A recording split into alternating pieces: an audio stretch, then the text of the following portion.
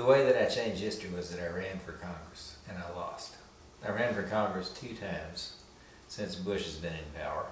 I ran against Eric Cantor, who was the majority whip under the Bush administration, who's now the minority whip for the Republican Party.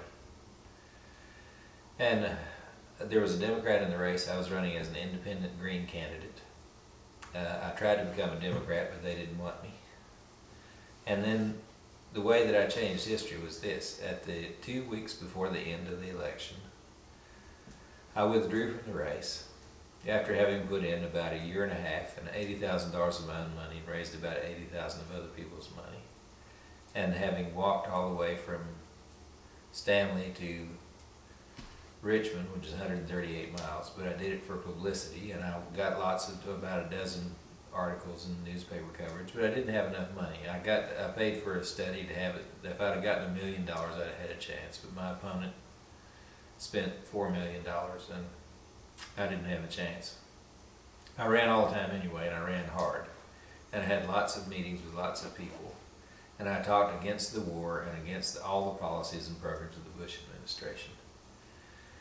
And knowing that I couldn't win, a couple of weeks before the end, I withdrew and threw all my support to the Democratic candidate. I did what I could to support him and help him get elected.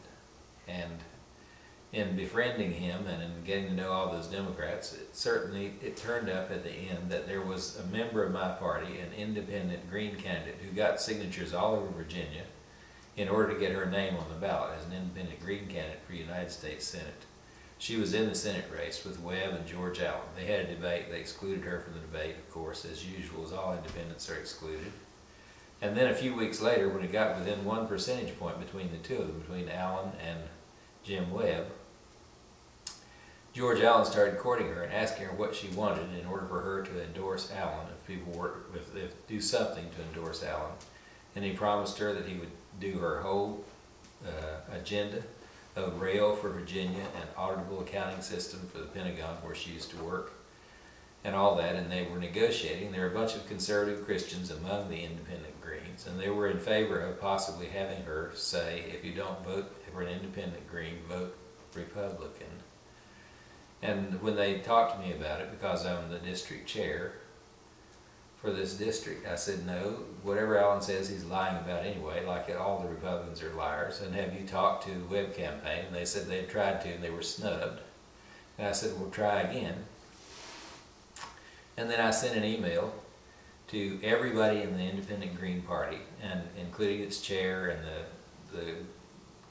the senatorial candidate, saying, if any endorsement in any way, shape, or form occurs for the Republican administration, which is the most anti-Green administration in the history of the world, that I would withdraw from the party, call a press conference, say that the party had split in half, get everybody in the party I could, say we're going to endorse the other candidate, and that I would completely raise hell, and that I demanded that they talk to the Webb campaign and ask them what concessions they would make for what kind of deal.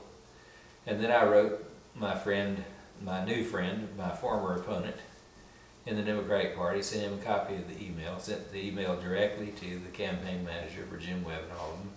And Jim Webb and his campaign manager all contacted Gail Parker and her campaign manager. They had a number of conversations on the telephone over the course of the weekend.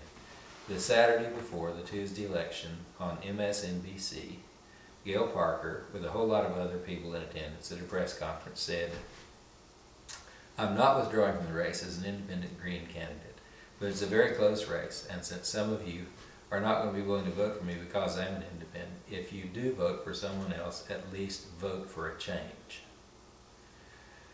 That was as far as Gail could go, but it was far enough, because she had about 2.2% in the polls, and on election day she got 1%, which means she swung 30,000 votes to Jim Webb.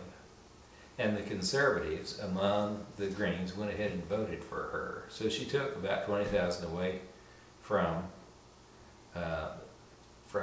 George Allen. And Jim Webb won by 9,000 votes.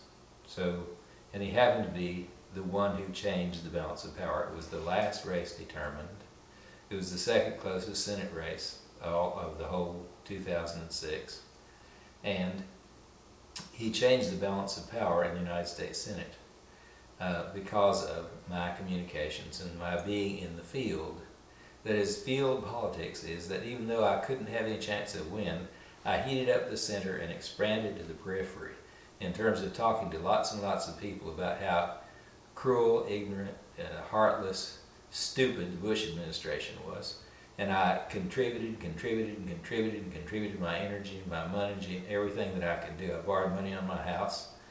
I borrowed $125,000 house. I was fixing it up. I put it up for sale. If I could have sold my house earlier, I would have spent even more on the campaign, even though I knew I was going to lose. Because I think it's critical, really critical, for my children and my grandchildren living here in the United States of America, that we actually get over the corporate capitalist model. Or this country is finished, and the world is going to be finished, because there's not the possibility of reform of the corporate capitalist model. It has to be stopped in its tracks. So I did what I could, and what I did changed history.